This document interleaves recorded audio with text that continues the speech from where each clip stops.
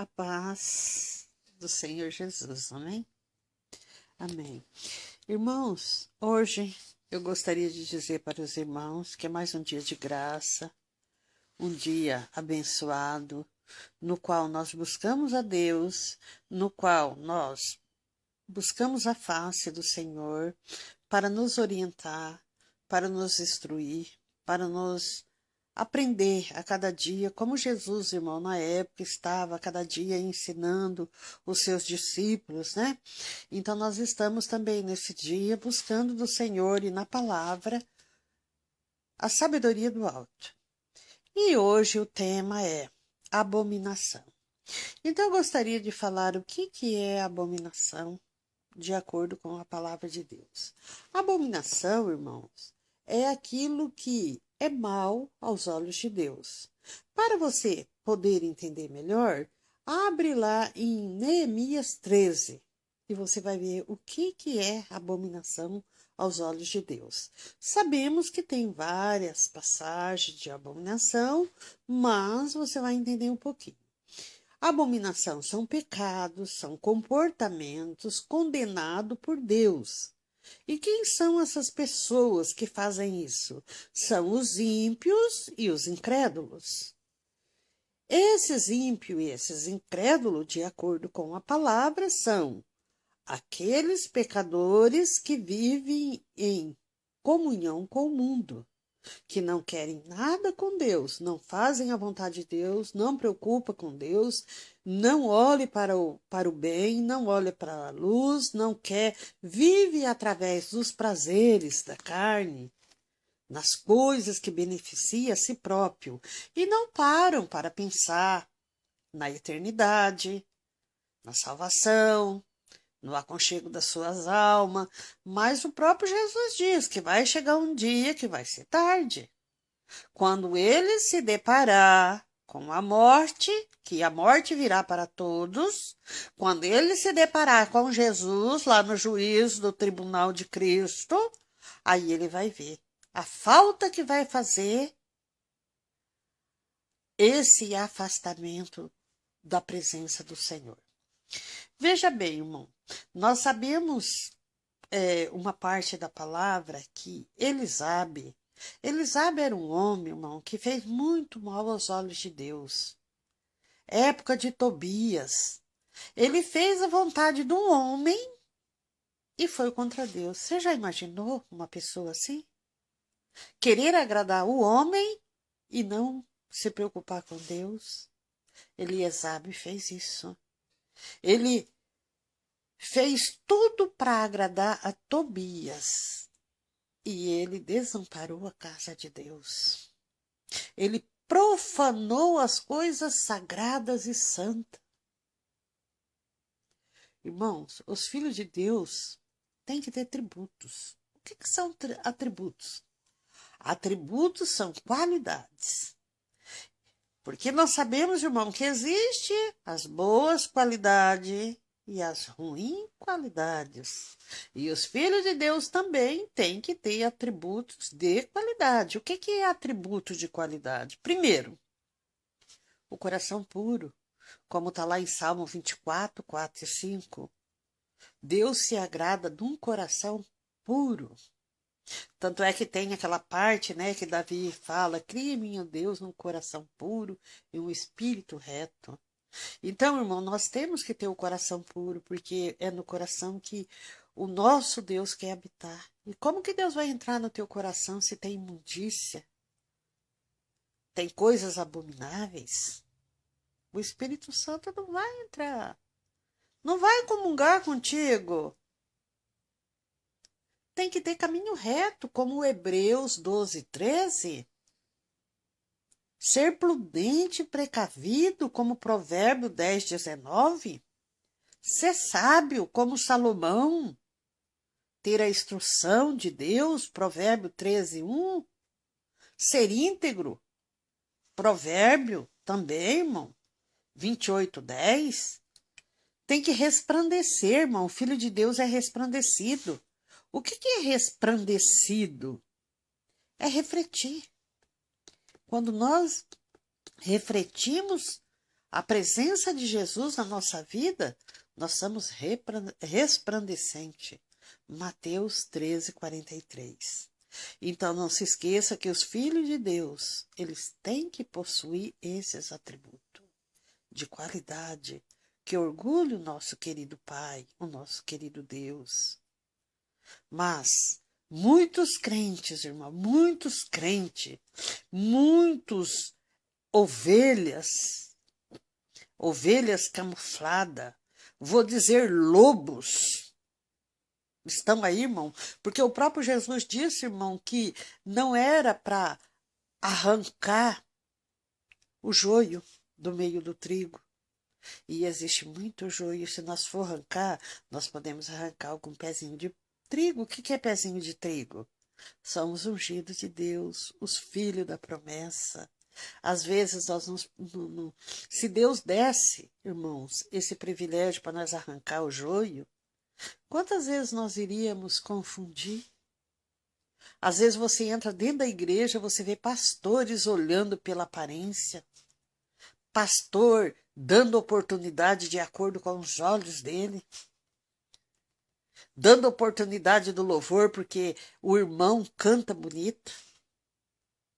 Sabe que Deus quer cantar bonito? Eu acho que se é bonito, Deus tem que pegar Chitãozinho Chororó, Sandy Júnior, Zé de Camargo e Luciano. Mas não é isso que agrada o coração de Deus, não. A palavra de Deus diz que quando ele mandou Samuel lá na casa de Jessé, ele falou muito bem para Samuel. Samuel, não olha para aparência, porque eu não gosto de aparência. Porque senão você vai lá escolher Elisabe, que tinha aparência de rei. Mas eu quero aquele de coração puro, aquele valente, aquele pequenininho valente. É esse que eu quero. Então, irmãos, muitos crentes hoje vivem na falsidade, na mentira.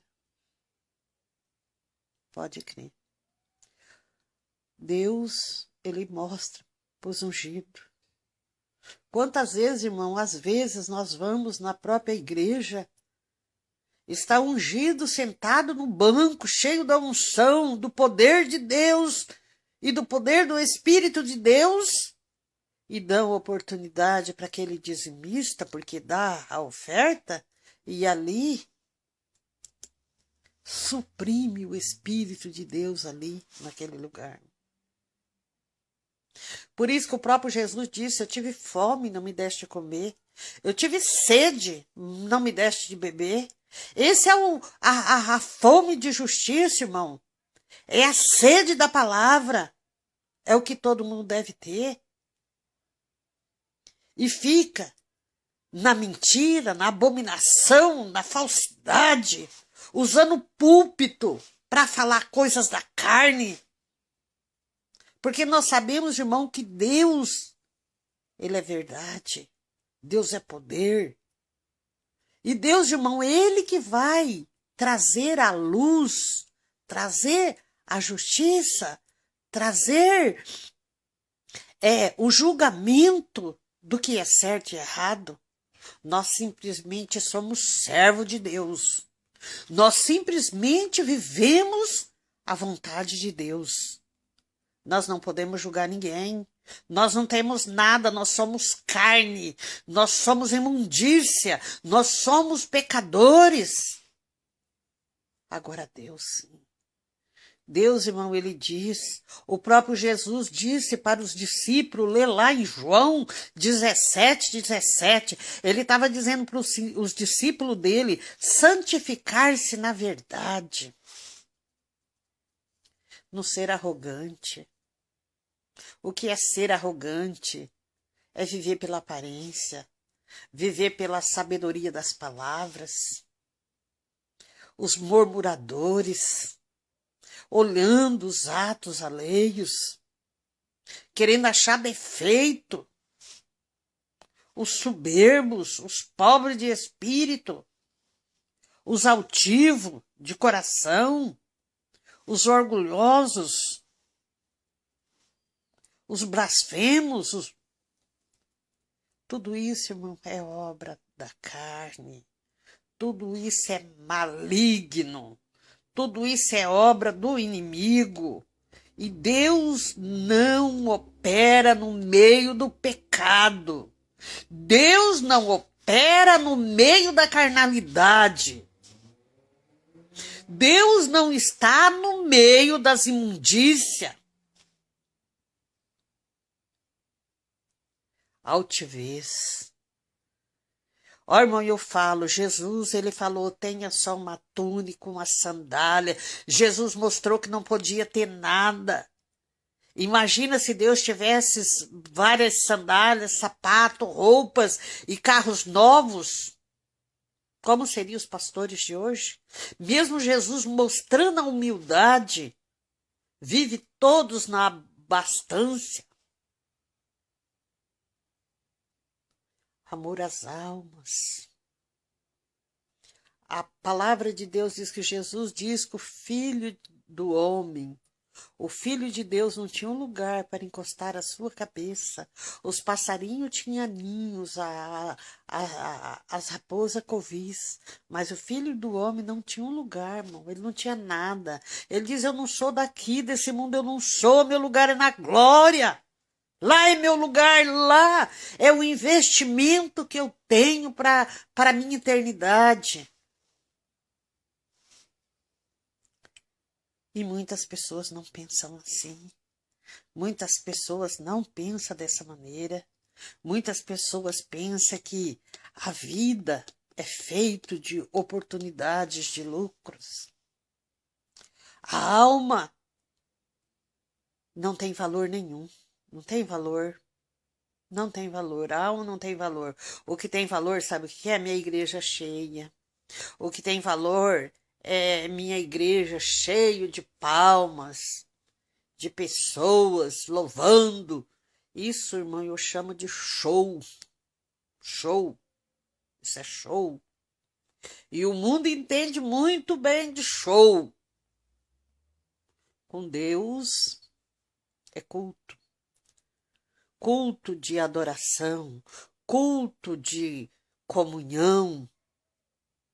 Com Deus é isso. Não podemos, irmãos, nos contaminar com as imundícias. Hoje sabemos, irmão, que o mundo está condenado. O mundo está condenado. Estão muitas almas na lama. Muitos projetos iníquos. Muitas almas, irmão, caídas. Muitas almas caídas. E o que devemos fazer, irmão?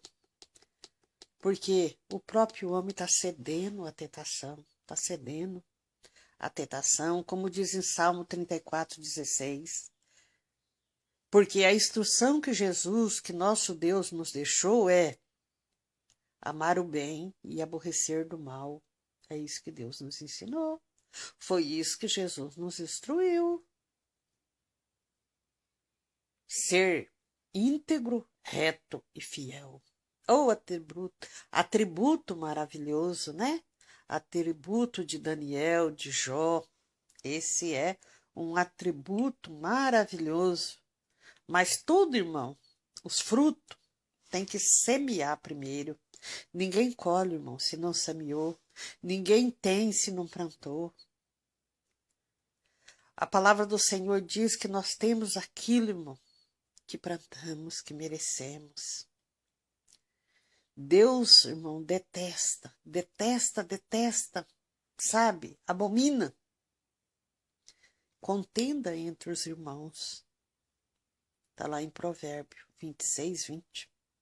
Deus detesta, porque a palavra diz, irmão, quem ama contenda, ama o pecado. Está lá Provérbio 17:19.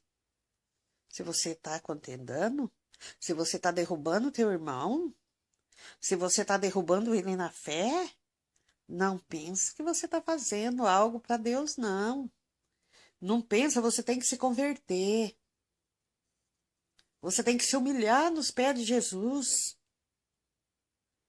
Você está derrubando uma vida. Você está jogando uma alma no inferno. Leia Provérbio 17:19 para você poder entender o espírito de discernimento. que eu estou dizendo para você, dentro da palavra de Deus, e você vai entender o propósito que Deus tem. Não é somente falar, não é somente buscar, não é somente achar. Na palavra não se acha nada. Na palavra não se julga nada. Na palavra se obedece. A palavra se estuda. A palavra se busca. A palavra se aprende.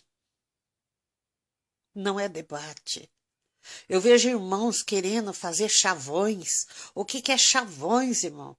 Chavões é quando uma pessoa entra lá no púlpito e começa a falar um pouco de José, um pouco de Moisés, um pouco de Daniel, joga água, respinga para todo lado e não sabe nem concluir.